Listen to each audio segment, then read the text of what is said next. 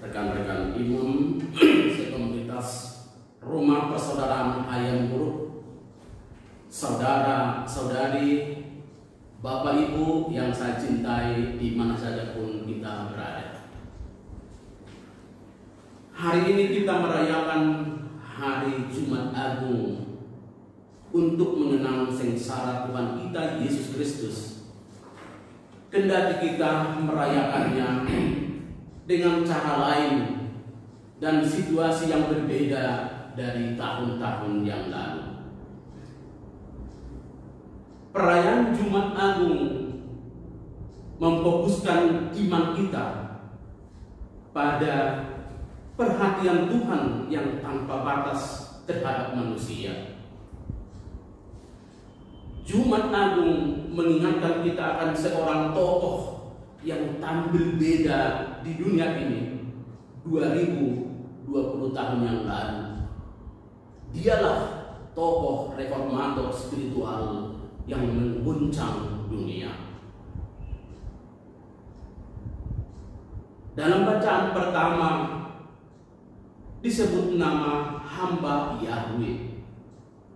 Hamba Yahweh yang menderita, yang dinubuatkan dalam kitab Yesaya adalah Yesus sendiri yang menyatakan solidaritasnya yang tak terukur dan tak terbatas.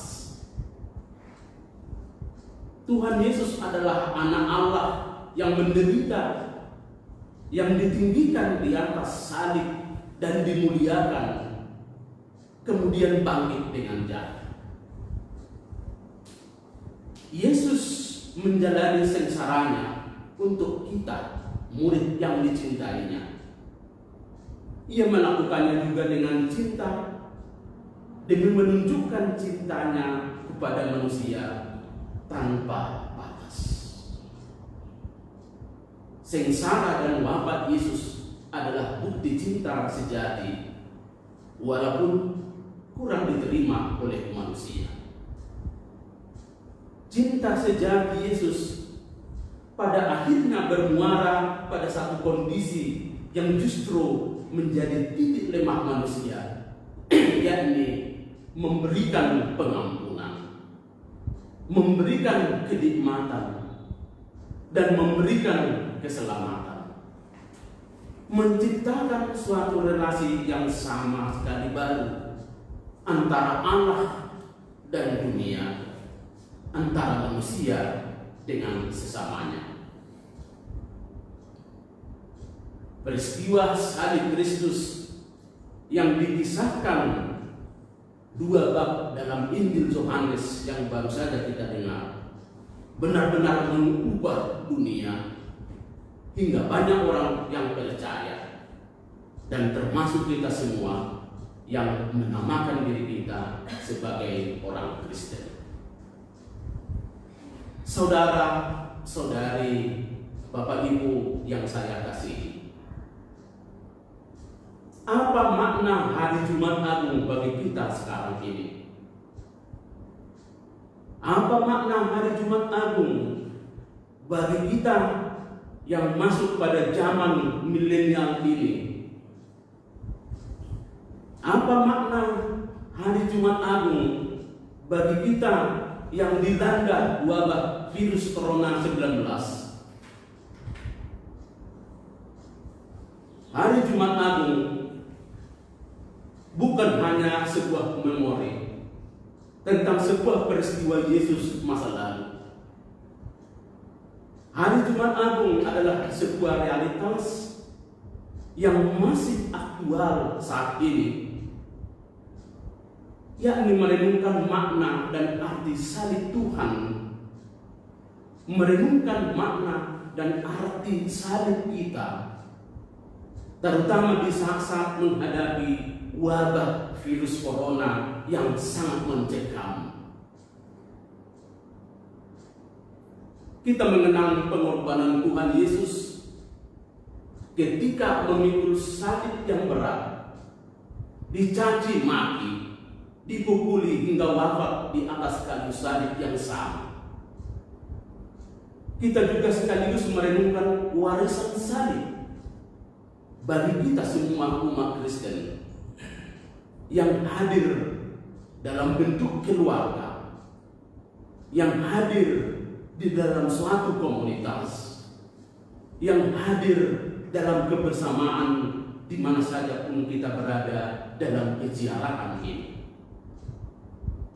Salib adalah sebuah perjuangan.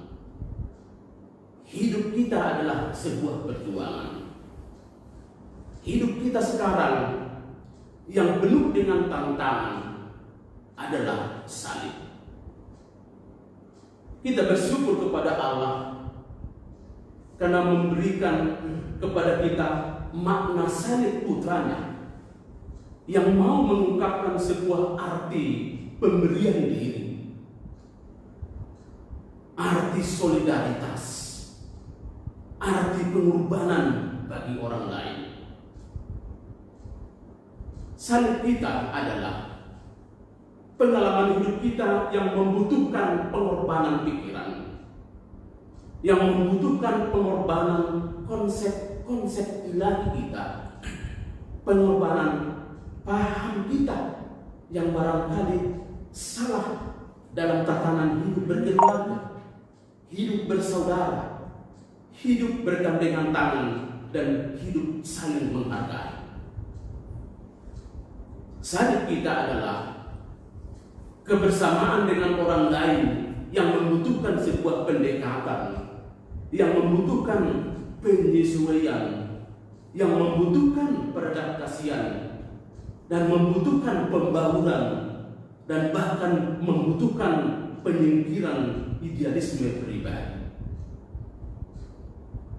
Salib yang bukan hanya memori, tetapi juga histori dalam diri Yesus, adalah perjuangan dan bahkan sebuah misteri kehidupan bagi kita. Yesus adalah kehidupan, hidup kita adalah perjuangan. Saudara, saudari, Bapak Ibu yang saya kasihi, masihkah benar kita hidupi salib yang ilahi itu? Salib yang penuh misteri itu. Salib yang menjadi kebanggaan orang Kristen itu. Salib yang menjadi kebanggaan kita. Masihkah nampak konsistensi keberimanan salib pada saat yang penuh kemajuan zaman ini? Bukankah semakin banyak orang tidak mau membawa salib kehidupan? Bukankah orang yang sudah terseret pada kemauan diri sendiri? Atau masihkah mau membawa salib bersama? Salib dalam keluarga, salib dalam komunitas. Bukankah sudah banyak orang tua yang tidak peduli akan kebersamaan dengan istrinya dan anak-anaknya di dalam keluarga? Bukankah anak-anak semakin cenderung tidak setia tinggal di rumah bersama orang tuanya? Masih adakah tanda-tanda keluarga maupun komunitas membawa salib secara bersama? Masih adakah tanda-tanda bangsa kita ini bersama-sama memikul kesulitan, memikul salib? Dan masih adakah rencana gereja kita membawa salib secara bersama? Atau sudah terseret pada selera pribadi atau minat pribadi? Saudara, saudari yang terkasih, kita sudah sekian minggu merasakan berbagai situasi yang kita alami dengan datangnya virus corona 19. Bagaimana dunia melihat kehadiran virus corona ini? Bagaimana kita kaitkan dengan salib Tuhan? Salib Tuhan menggoncang dunia. Virus corona menggoncang dunia. Saya tidak bermaksud menyamakan Tuhan Yesus dengan virus corona 19. Namun saya mau menyatakan sebuah refleksi yang barangkali kita pun melihat kebenaran yang saya pahami dan saya amati ini. Virus corona benar-benar salib bagi kita, benar-benar salib bagi dunia, benar-benar salib bagi pemerintah, benar-benar salib bagi gereja kita.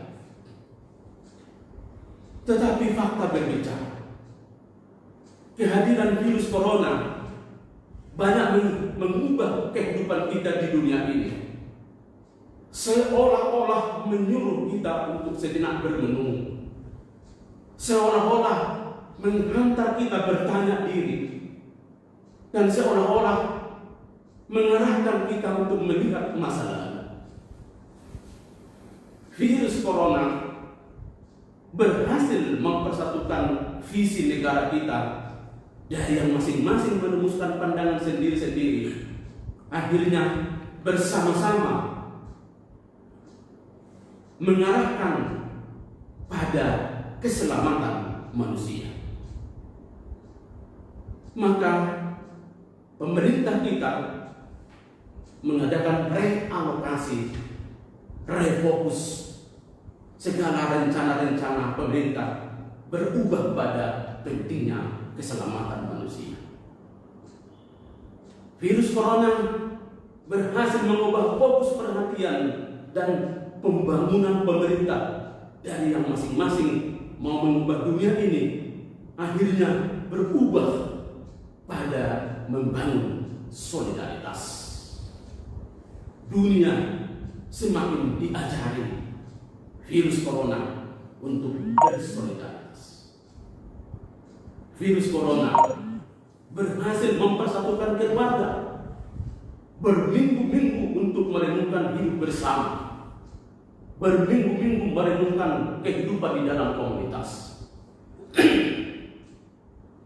Virus corona berhasil menghempang keegoisan pribadi-pribadi yang mencari tempat kemana saja suka, yang meninggalkan istri, meninggalkan suami, meninggalkan anak, berubah menjadi tinggal bersama di rumah, berminggu-minggu, berdoa bersama, dan kembali hidup bersama di rumah. Virus corona berhasil mengubah dunia ini yang penuh dengan polusi udara, penuh dengan kebisingan, berubah menjadi udara bersih, suasana hening, burung-burung pun berhijau dan bernyanyi.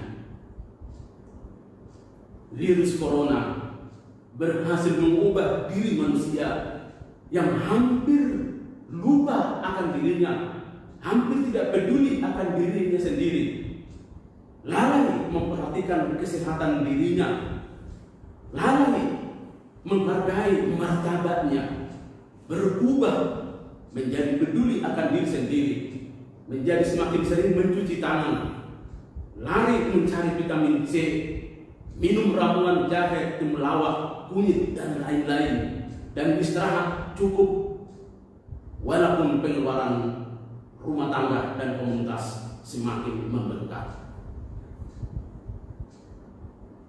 Tidak selamanya salib kekonolan dan penghinaan. Salib membawa keselamatan, salib membawa nikmat, salib membawa kedewasaan, salib membawa kebersamaan, salib membawa pertobatan, dan salib membawa kehidupan baru.